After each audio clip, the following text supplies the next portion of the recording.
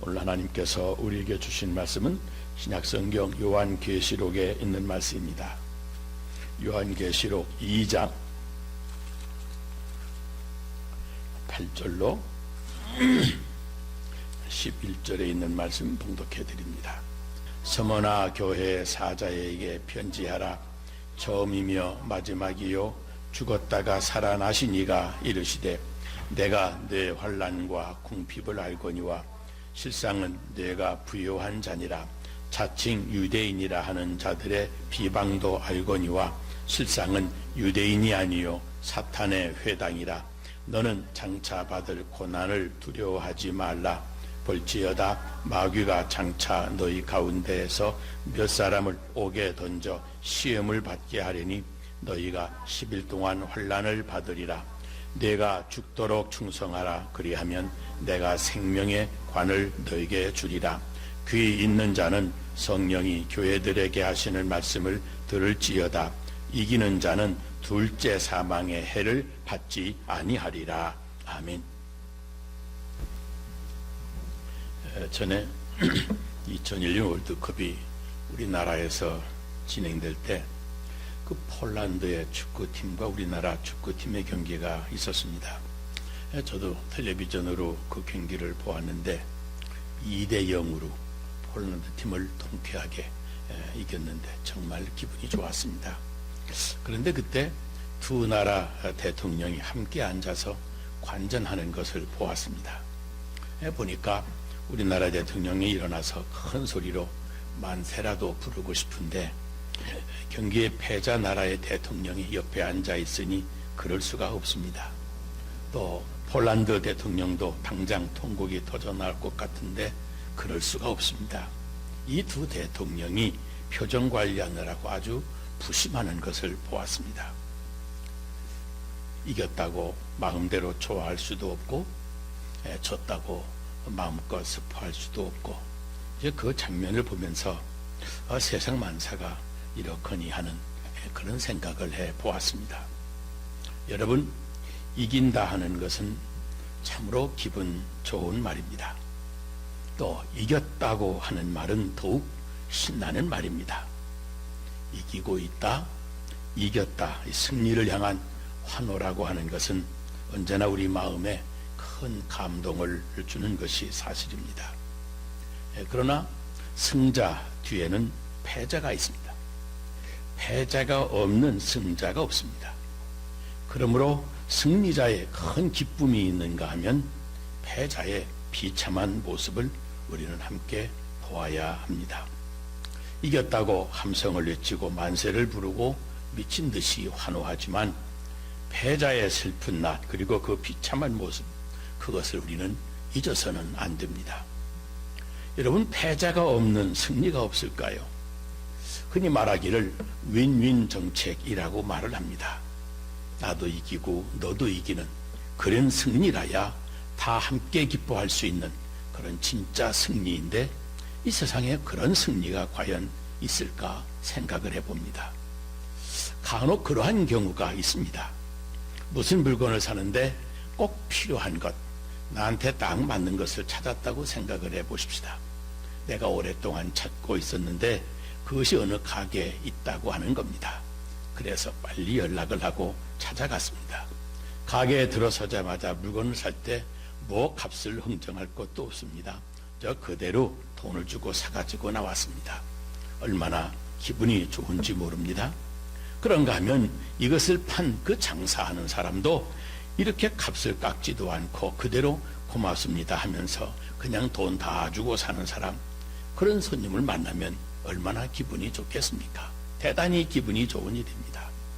여러분, 바로 이것이 윈윈이라고 하는 겁니다. 양쪽 다 좋은 겁니다. 둘이 다 이긴 겁니다. 이 세상 만사가 다 이렇다고 한다면 얼마나 좋겠습니까? 이것이 윈윈 정책을 추구하는 이유인 겁니다. 오늘 본문 말씀에 보면 생명의 면류관이라고 하는 말이 나옵니다. 생명의 관이라고 최근에 번역을 했습니다. 영어로 크라운이라고 하는데 이게 헬라어에서는 또 다른 단어가 하나 있습니다. 바로 스테파노스라고 하는 말입니다. 그건 Price of Victory라고 하는데 승리의 표로 주는 상을 말합니다. 오랫동안 수고하고 훈련하고 절제하고 고생한 것을 평가해보고 그 평가에 합당한 인정을 해주는 것을 의미합니다. 면류관이 바로 그것을 상징해주고 있는 겁니다. 여러분, 운동선수들이 운동장에 나가서 뛰는 것은 사실 잠깐일 수가 있습니다. 뭐 1시간, 2시간 혹은 어떤 것은 채 1분도 안 될 수가 있습니다.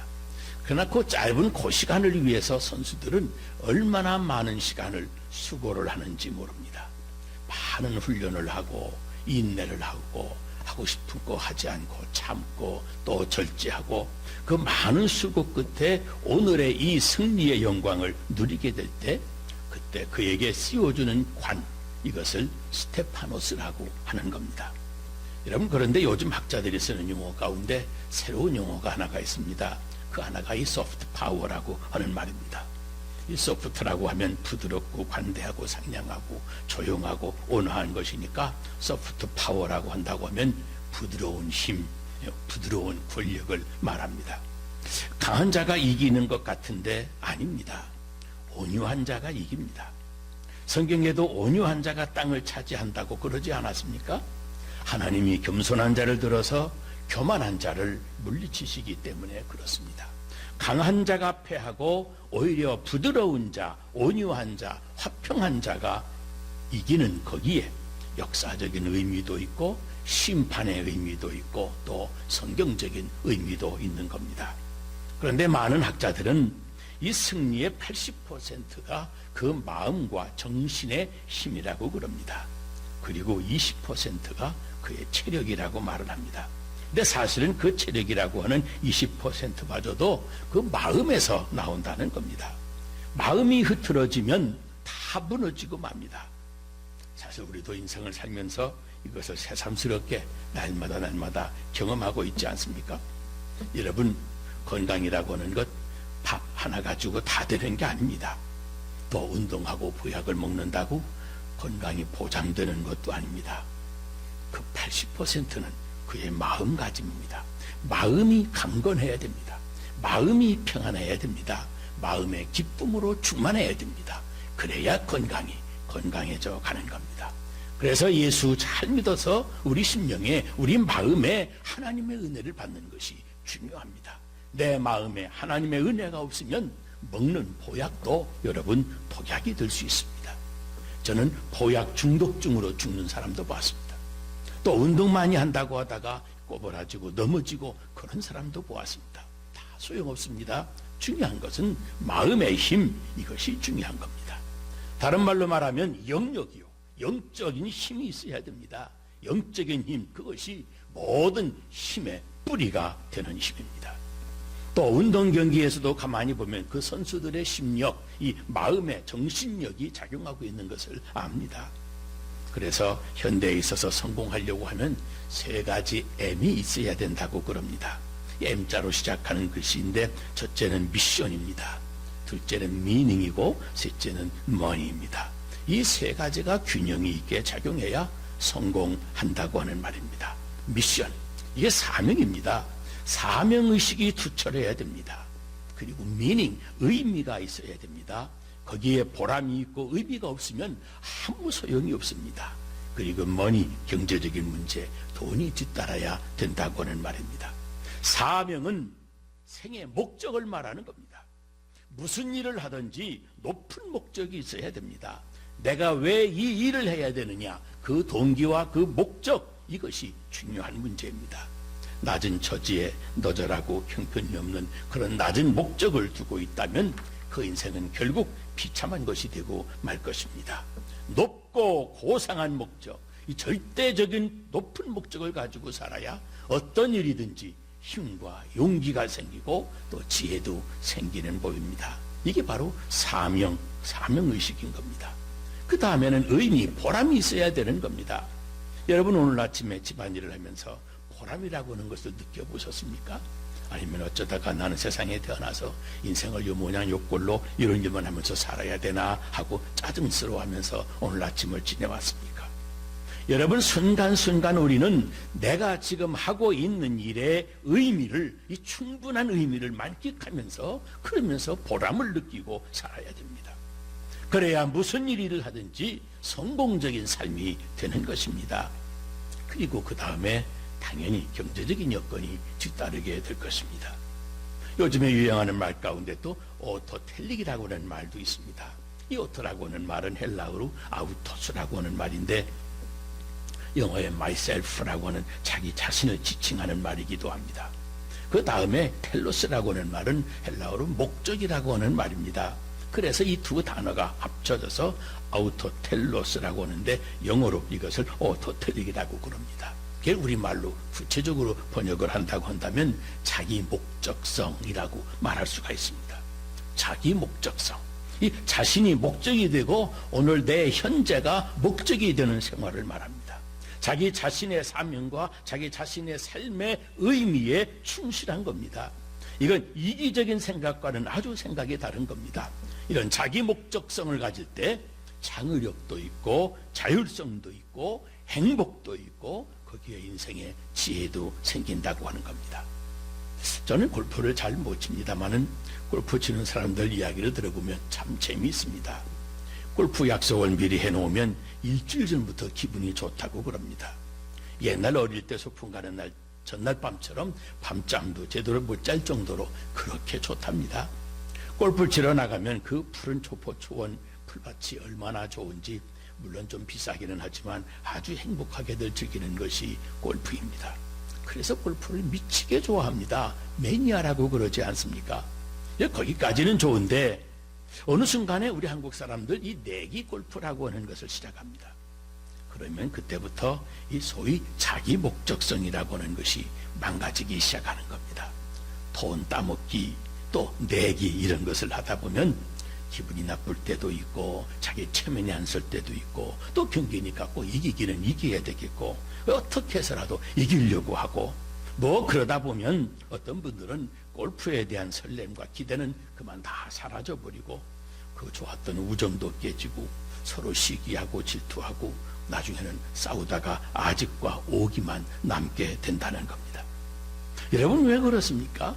골프 자체를 즐기는 게 아니라 무언가 다른 결을 얻으려고 하기 때문에 그렇습니다. 말하자면 오토텔릭이 변질이 된 겁니다. 그래서 돈 벌 마음으로 도박하는 도박 심리로, 엉뚱한 허영심으로 자기 목적성이 망가졌다고 하는 말입니다. 여러분, 예를 들어서 공부를 한다고 하면 공부 자체가 사실은 즐거워야 됩니다. 그 공부하고 책 읽는데 시간 간 줄 모르고 재미가 있어야 되는데, 이거 해야 내가 돈 벌지, 이 공부 안 하면 내가 출세 못하지, 이거라도 해야 먹고 살지, 그래서 공부를 억지로 합니다. 그러니 이게 참 힘든 일이라고는 말이죠. 자기 목적성이 상실되어진 겁니다. 이 결혼이라는 것도 최근에 보면 마찬가지입니다. 여러분, 결혼의 목적이 어디 있습니까? 돈 벌려고 하는 것입니까? 어느 분 말처럼 노후 보험으로 돈 많은 사람 찾아 하는 것이겠습니까? 그 결혼 그 자체의 목적이 어디론가 사라져 버렸다고 하는 겁니다. 이 자기 목적성을 잃어버리면 무엇이든지 결국 타락하고 마는 겁니다. 보세요. 승리라고 하는 것, 너 좋고 나 좋고 너에게도 영광이고 나에게도 영광이고, 이 승리라고 하는 것, 이건 오토텔릭, 바로 이 자기 목적성에 있는 겁니다. 그리고 자기 목적성이 꾸준한 상태를 우리는 바로 충성이라고 말합니다. 이 자기 사명에 충성하는 것이, 충실한 것이, 그것이 충성하는 겁니다. 이 충성에 대한 헬라어 피스티스라고 하는 말이 있는데, 이 먼저는 신실하다라고 하는 뜻이고, faithfulness, 이게 믿음이라고 하는 말입니다. 내가 나를 믿고 내가 상대방을 믿고 또 상대방이 나를 믿고 서로 신뢰도가, 신용도가 높아야 됩니다. trustfulness죠. 이게 바로 믿음이라고 하는 겁니다. 그런가 하면 내가 지향하는 목적, 그 높은 목적에 합당한 그 목적에 대한 충성인 겁니다. 내가 세운 목적에 대하여 내가 얼마나 충성했느냐, 충실했느냐, 그것에 대해서 내 인생의 품질이 결정이 되는 겁니다. 목적과 합당한 인생을 산 것이 성공 아니겠습니까? 여기에서 이탈하면 실패와 불행으로 그만 그 인생이 무너지고 마는 겁니다. 내 인생의 목적, 그 의미, 그리고 거기에 내 인생 전체를 커미트먼트할 수, 내 온 정력을 다 기울이며 동시에 그 충실하는 일에 즐기는 겁니다. 일을 해서 뭐 하느냐고 그게 아니고 그 일 자체를 즐기는 거예요. 섬길 때 섬기는 일 그 자체가 즐거운 겁니다. 여러분, 에릭 프롬이라고 하는 심리학자가 그런 말을 했어요. 사랑이란 주는 것이다 그렇습니다. 그러면서 사랑을 세 가지로 구별을 했습니다. 맞는 말입니다. 분명히 주는 것이 사랑인데 세 가지를 설명을 합니다. 첫째는 주어서 뭘 얻자고 하는 이 대가성이 있어서 주는 것, 무언가를 바라보고 주는 것이 있고요. 또 한 가지는 줄 수밖에 없어서 주는 겁니다. 말하자면 빼앗기는 거죠. 강도 만나 빼앗기는 것이고 또 여러 가지 형편상 관계상 안 줄래 안 줄 수 없어서 주는 겁니다. 그리고 마지막으로 창조적으로 이 크리에이티브 기빙이 있습니다. 이게 무엇이냐면 주는 것을 내가 즐기는 겁니다. 베푸는 것이 좋은 것입니다. 주면서 행복과 자기 존재의 의미를 느낍니다. 주는 것 자체가 나에게는 너무 행복한 겁니다. 그래서 준다고 하는 말입니다. 나 자신에게는 고통이 따르고 희생이 있을지라도 그 고통, 그 주느라고 내가 느끼는 체험하게 될 희생까지도 나는 즐거운 겁니다. 그게 진짜 주는 거고 그게 창조적으로 주는 거라고 말합니다. 네, 초등학교 3학년 담임 선생님이 한 학생에게 교무실에 가서 뭘 가져오라고 시키더니 또 그 다음 날은 교감 선생님 사무실에 가서 이런 말씀을 전해드리라고 심부름을 시킵니다. 이 학생은 다른 학생들도 많이 있는데 왜 하필 나에게만 이런 일을 계속 시키느냐고 이 선생님이 못마땅했습니다. 그날이면 집에 와서 아버지에게 일러 바칩니다. 자기 선생님이 심부름을 시켰다고 친구들하고 저녁에 놀지도 못하고 여기 왔다 저기 갔다 심부름하느라고 하고 힘들었다고 아버지 앞에 불평을 털어놓습니다. 그때 아버지가 그럽니다. 얘야, 선생님이 많은 학생들 가운데 그래도 너를 믿으니까 너를 시킨 거지. 그렇지 아니야. 그 선생님이 얼마나 고마우냐. 너를 믿어주는 선생님이 아빠는 참 고맙더라. 심부름 시키면 더 열심히 잘해라. 그 말을 듣고 그 다음 날부터 학생은 선생님이 자기 이름을 부르고 자기에게 심부름을 시킬 때마다 아버지 말씀이 생각이 나서 마음이 기뻤습니다. 그래서 친구들은 재밌게 노는 시간인데도 이 학생은 열심히 자기 시간을 희생하고 선생님의 심부름을 열심히 했습니다. 자기는 놀지도 못한다고 선생님을 불평하지를 않았습니다. 기쁘게 아주 즐거웠게 부지런히 정성을 다해서 선생님 말씀대로 기쁨으로 순종했습니다. 친구들과 놀고 있는 것보다 더 즐거웠던 것, 더 기뻤던 것이 학교에 가도 선생님 말씀 순종하는 것이었습니다. 왜냐하면 선생님께 선택받아 심부름을 하게 된 것, 그걸 깨닫고 보니까 기쁠 겁니다. 믿어주신 것이 고맙고 그러기에 일 맡겨주신 것이 감사하고 그 일이 힘들어도 애써 고생스러워도 힘쓰고 감사하고 도리어 즐거운 겁니다. 여러분, 하나님께 충성한다, 그 신뢰하는 믿음과 하나님과의 사랑의 관계에서 이 자기 목적성에 충실하면서 주어진 사명을 즐기는 겁니다. 내 시간, 내 물질, 내 재능, 내 생명을 희생하면서도 그 충성을 즐기는 겁니다. 나를 믿고 불러서 일꾼으로 세워주신 그 하나님이 감사하고 주님께 내가 쓰임받는다고 하는 것 그 자체가 기쁘고 감사한 겁니다. 이 세상에 많은 사람들이 있지만 이 땅에 와서 하나님의 음성을 듣고 하나님의 일을 맡아 할 수 있도록 직분을 주시고 사명을 주신 것, 이게 너무 감사한 겁니다. 바로 이 경지에 들어서야 비로소 충성이 빛을 발하는 겁니다. 오늘 성경은 말합니다. 죽도록 충성해라. 그리하면 생명의 면류관을 너에게 주리라. 이 서머나 교회는 7교회 중에 책망을 받지 아니한 훌륭한 교회입니다. 이 서머나라고 하는 도시는 당시에 에베소라고 하는 도시 다음으로 큰 도시로 인구의 3분의 1이 그리스도인이고 지금까지 27년이 지나가는 동안 신앙을 잘 이어온 아주 모범적인 도시라고 합니다. 서모나 이 도시의 교회를 향하여 주시는 메시지입니다. 특별히 서머나 교회를 말하면서 이 폴리갑 감독을 빼놓을 수가 없습니다. 이 폴리갑 감독이 아주 훌륭하고 정말로 하나님의 뜻대로 헌신하는 복된 아주 훌륭한 이런 감독인데, 이 유대인들의 음모를 받아서 그만 로마 총독이 그를 죽일 수밖에 없도록 형편이 돌아갔습니다. 이제 그를 화형을 시키려고 쌓아놓은 장작더미 위에 폴리갑 감독을 묶어서 올려 세워놓았습니다. 이 로마 총독으로서는 86세나 되는 나이가 많고 존경받는 어른인데, 어떤 이유가 되었든지 간에 그를 화형에 처한다고 하는 사실이 너무도 안쓰러웠던 겁니다. 그래서 마지막으로 한 번 더 기회를 줍니다. 한마디 말할 수 있는 기회를 주면서 이렇게 말합니다. 폴리갑, 지금이라도 가이사 황제를 찬양하고 내가 믿는 그리스도를 한마디라도 욕을 해라. 한 번만 욕을 해라. 그리하면 내가 너를 놓아줄 테니까 조용히 다른 곳에 가서 너의 남은 여생을 살려무나. 그럽니다. 그러나 폴리갑이 아주 유명한 말을 그때 합니다. 나는 86년 동안 그리스도를 섬겨왔습니다. 주님은 나를 한 번도 배신하지 않았습니다. 그러므로 오늘도 나도 주를 배반할 수가 없습니다. 주를 위해 사는 것이, 아니 주를 위해 죽는 것이 나에게는 최고의 영광이요 나에게는 최고의 행복입니다. 그리고 그는 화형에 처함을 받습니다. 불에 태워져서 죽임을 당합니다. 여러분, 이것이 충성이라고 하는 겁니다. 그는 죽을 때까지 충성했고, 아니 죽을지언정 충성했고, 아니 죽는 것보다 충성을 더 높은 가치로 여겼습니다. 충성 그 자체를 죽을지언정 행복해 했던 겁니다. 여러분, 다 얻었더라도 충성을 잃어버리면 아무것도 아닙니다. 진실을 잃어버리면 아무것도 아닙니다. 그 믿음 앞에 정직함을 잃어버리면 그 인생은 낭패입니다. 우리는 그것을 잊지 말아야 됩니다. 내가 죽고 사는 것보다 진실함이 그 위에 있고, 그래야 충성된 겁니다. 보세요. 아브라함이 그 아들 이삭을 모리아산에 제물로 바칩니다. 그 사건에 대한 책도 많이 보고 소설도 종종 보기도 했는데, 제가 신학교 때 학생들이 꾸민 연극을 한번 본 기억이 있습니다.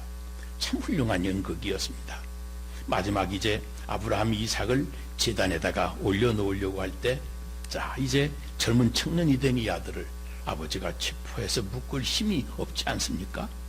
만일 장정이 다 된 아들이 아버지 아니요 하면 이 늙은 아브라함도 어찌할 수 없는 그런 늙은 몸이었습니다. 그때 아브라함이 그 아들 이삭에게 이렇게 말합니다. 두 가지를 말합니다. Do you know that I love you? 내가 너 사랑하는 걸 내가 아느냐? 그러니까 이삭이 대답합니다. Yes, I do. 내가 압니다. How much?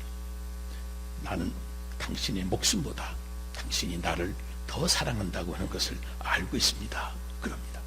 그러니까 아버지가 됐어. 그리고 두 번째 질문을 다시 던집니다. Do you believe the promise of God? 하나님의 약속을 믿느냐? 변함이 없는 약속, 반드시 이루어지고야 마는 그 약속, 그러나 은혜로운 그 약속을 내가 믿느냐? 대답합니다. 그렇습니다. 그러니까 아버지가 아주 냉정하게 이야기합니다. 그러면 여기에 올라서라. 그러자 아들 이삭이 두 손을 내어놓고 아버지에게 묶으라고 그럽니다. 밧줄로 두 손을 꽁꽁 묶어놓고 그 다음에 아들을 그 장작더미 위에 누인 다음에 칼로 내려치려고 하는 그 장면을 연극으로 보았는데, 그 장면 정말로 가슴이 뜨거웠습니다. 정말 감격스러운 겁니다. 그런 충성이 여러분 어디 있습니까? 내가 너를 사랑하는 것을 내가 아느냐? 여러분, 그 참 사랑을 알면 사실 충성은 쉬운 겁니다. 하나님이 약속을 믿느냐? 영원한 약속을 믿느냐? 생명의 면류관을 주리라고 하신 그 약속을 믿느냐? 이것만 믿을 수 있다면 여러분, 사실 충성은 어려운 것이 아닙니다. 죽은 다음에 면류관이 주어진다고, 죽은 다음에 그 관이 주어진다고 약속하십니다. 그러면서 밀날 하나가 땅에 떨어져 죽어야 열매가 맺는다고 말씀하십니다. 충성이라고 하는 것 소프트 밸류, 뭐 하드 밸류, 그 모든 가치관, 그 밸류보다 더 위에 있는 겁니다. 내가 손해보고, 내가 부끄러움을 당하고, 아니 내가 승리하고 실패하고, 아니 내가 살고 죽고, 그런 것이 문제가 안 됩니다. 충성과 진실이 그 모든 것보다 우선하는 사람, 그런 사람에게 참된 관, 참된 면류관을 주시는 겁니다. 생명의 면류관을 그에게 주시는 겁니다. 죽도록 충성해라. 생명의 면류관을 주리라 그러셨습니다. 첫 신앙, 첫 사랑, 첫 믿음, 첫 신뢰감, 그 첫 자기 목적성을 잃지 않는 변함이 없는 충성으로 승리의 스테파노스, 그 참된 생명의 면류관을 받으시기를 주의 이름으로 축복합니다. 기도하겠습니다. 하나님 아버지, 충성하지 못한 부끄러움을 가지고 사는 저희들 불쌍히 여겨 주시옵소서. 충성과 진실이 바로 삶의 길이요 승리의 길임을 늘 배우고 알면서도 그 길을 따라 살지 못함을 용서하여 주옵소서. 주여 우리에게 믿음을 주시고 십자가로 보정한 하나님의 사랑을 확실히 알게 하시며 주께서 우리에게 주신 영원한 은혜로운 약속의 그 의미를 오늘 믿을 수 있게 하여 주시옵소서. 그 험악한 세상을 살지만 범사에 감사하고 범사에 주의 우리에게 주신 사명을 앞에 놓고 충성 다하게 하여 주시옵소서. 그래서 약속하신 생명의 면류관, 생명의 크라운을 다 받아 함께 받을 수 있는 주님의 거룩한 성도들 되게 하여 주시옵소서. 그래서 영영 오직 우리 앞에 승리만 있게 하여 주시옵소서. 주님의 승리요 우리의 승리요 다 함께 기뻐하는 윈윈의 하늘나라도 이 땅도 하나님의 영광이 드러나는 놀라운 승리가 우리 앞에 있게 하여 주시옵소서. 예수님 이름으로 기도 드리옵나이다. 아멘.